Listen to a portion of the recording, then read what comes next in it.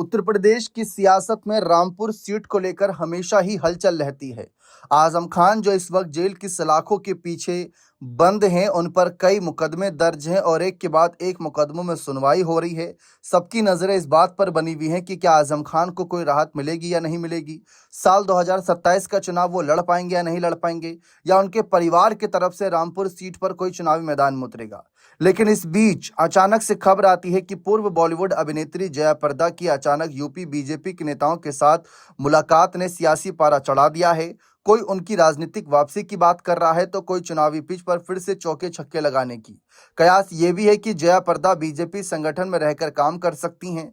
राजनीतिक जानकार मान रहे हैं कि अपनी कर्मभूमि रामपुर में फिर से एक्टिव होकर जया प्रदा 2027 में चुनावी किस्मत आजमाएंगी। ऐसे में बड़ा सवाल है कि क्या सलाखों में रहकर सियासी तौर पर कमजोर हो चुके आजम खां के मजबूत गढ़ रामपुर में जया प्रदा बीजेपी को ताकत दे पाएंगी।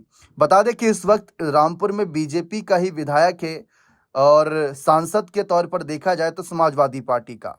अब फिलहाल जया प्रदा की क्या भूमिका रहेगी, क्यों एक्टिव हुई है, सवाल बहुत बड़ा है।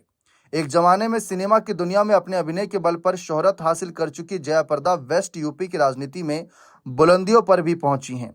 दिवंगत नेता अमर सिंह के कहने पर वे समाजवादी पार्टी में शामिल हुई और आजम खां के गढ़ रामपुर से 2 लोकसभा सांसद चुनी गई।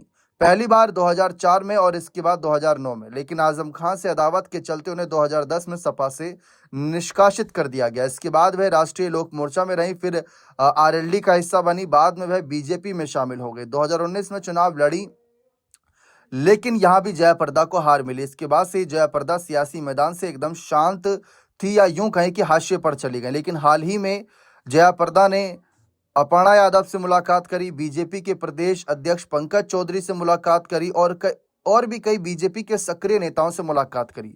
फिलहाल क्या है यहाँ पर रामपुर की सियासत में अब आगे की रणनीति जया प्रदा की या बीजेपी की रणनीति? क्या आकाश सक्सेना की जगह जया प्रदा को आगे किया जाएगा, या अभी से ही लोकसभा चुनाव के लिए इनको एक्टिव किया जाएगा? महिला के तौर पर संगठन में एक बड़ी भूमिका निभा सकती हैं। अपर्णा यादव से मुलाकात करके यही संदेश दिया है। फिलहाल क्या है इनके इस मुलाकात के संदेश, समझना जरूरी है। देखते हैं वक्त के साथ। बने रहे चैनल के साथ। बहुत बहुत शुक्रिया।